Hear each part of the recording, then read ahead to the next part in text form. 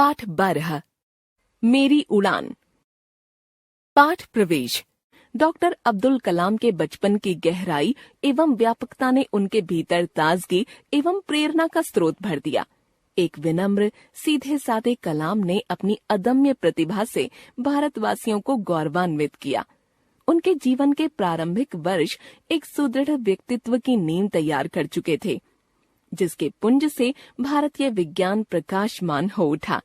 आगे चलकर यही missile man doctor Kalam Bharat के राष्ट्रपति भी बने।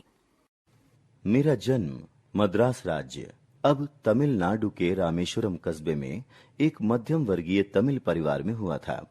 मेरे पिता जैनुलाब्दीन की कोई बहुत अच्छी औपचारिक शिक्षा नहीं हुई थी और न ही वे कोई धनी व्यक्ति थे, किंतु वे बुद्धिमान थे और उनमें उदारता की सच्ची भावना थी। मेरी माँ आशियम्मा उनकी आदर्श जीवन संगिनी थी। मैं कई बच्चों में से एक था, लंबे चौड़े एवं सुंदर माता पिता का छोटी कदकाठी का साधारण सा दिखने वाला बच्चा। हम लोग अपने पुश्तैनी घर में रहते थे।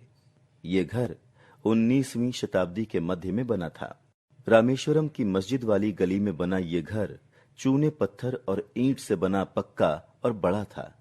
मेरे पिता आडंबरहीन व्यक्ति थे और सभी अनावश्यक एवं ऐशो आराम वाली चीजों से दूर रहते थे। मैं प्रायः अपनी मां के साथ रसोई में नीचे बैठकर खाना खाया करता था। वे मेरे सामने केले का पत्ता बिछाती और फिर उस पर चावल एवं सुगंधित स्वादिष्ट सांभर डालती। साथ में घर का बना अचार और नारियल की ताजा चटनी भी होती। हमारे इलाके में एक बहुत ही पुरानी मस्जिद थी, जहां शाम को नमाज के लिए मेरे पिताजी मुझे अपने साथ ले जाते थे। रामेश्वरम मंदिर में सबसे बड़े पुजारी पंडित लक्ष्मण शास्त्री मेरे पिताजी के अभिन्न मित्र थे। अपने शुरुआती बचपन की यादों में इन दो लोगों के बारे में मुझे सबसे अच्छी तरह याद है। दोनों अपनी पारंपरिक वेशभूषा में होते और आध्यात्मिक मामलों पर चर्चाएं करते रहते।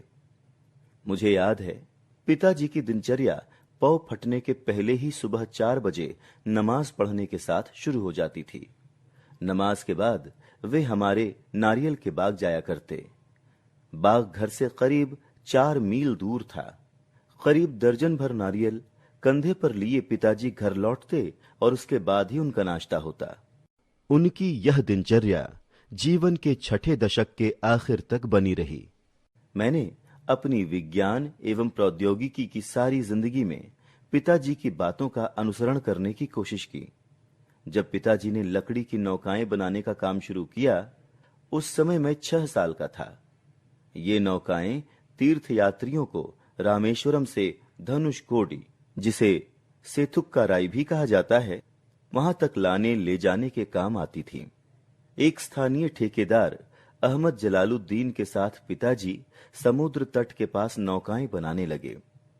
बाद में अहमद जलालुद्दीन की मेरी बड़ी बहन जोहरा के साथ शादी हो गई थी। जलालुद्दीन मुझे हमेशा शिक्षित व्यक्तियों, वैज्ञानिक खोजों, समकालीन साहित्य और चिकित्सा विज्ञान की उपलब्धियों के बारे में बताते रहते थे। वही थे जिन्होंने मुझे सीमित दायरे से बाहर निकालकर नई दुनिया का बोध कराया।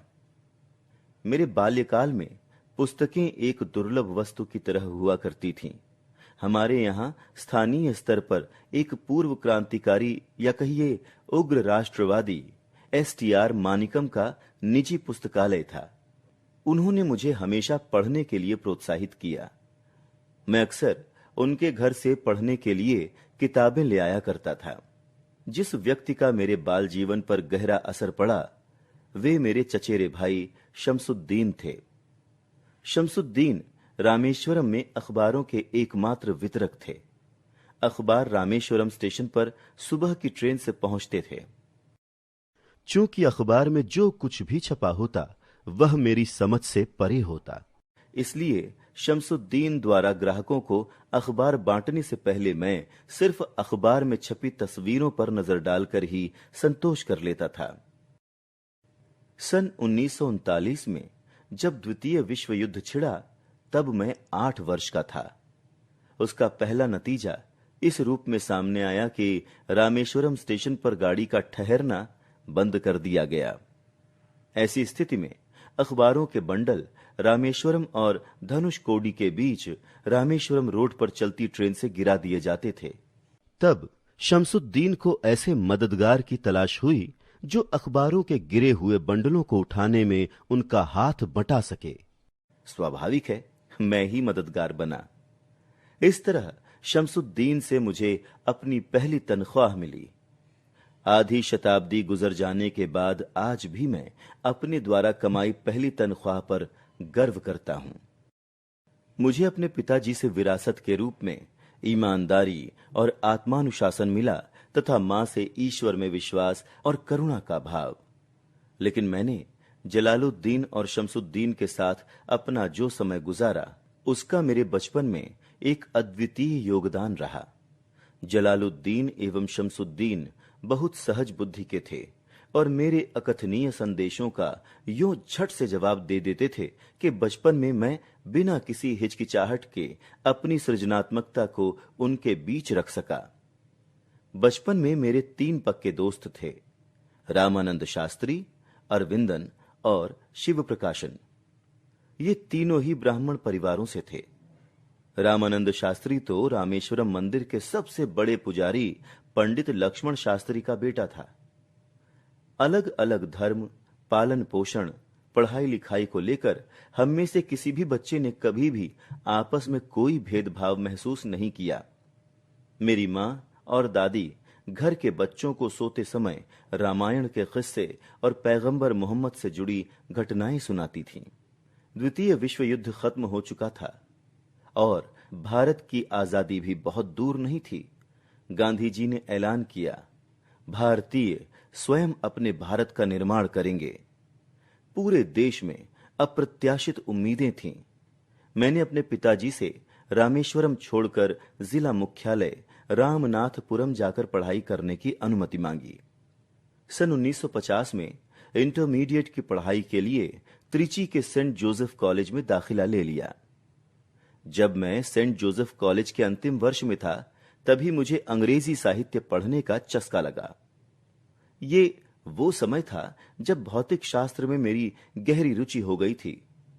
इंटरमीडिएट की पढ़ाई पूरी करके मैंने मद्रास इंस्टीट्यूट ऑफ टेक्नोलॉजी में दाखिला लिया।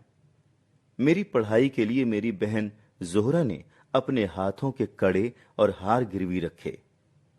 तत्पश्चात मैं हिंदुस्तान एरोनॉटिक्स लिमिटेड बेंगलुरु में एक प्रशिक्षु के रूप में चला गया। अग्नि मिसाइल का प्रक्षेपण 22 मई सन 1989 को निर्धारित किया गया। ये मेरे जीवन का सबसे सुखद क्षण था। वर्ष 1990 के गणतंत्र दिवस पर राष्ट्र ने अपने अग्नि मिसाइल कार्यक्रम की सफलता पर खुशी मनाई। मुझे और डॉक्टर अरुणाचलम को पद्म विभूषण से सम्मानित किया गया।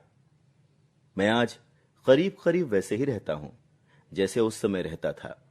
मेरे देश के लोगों द्वारा मेरे काम को प्रदान की गई मान्यता मेरे दिल को छू गई।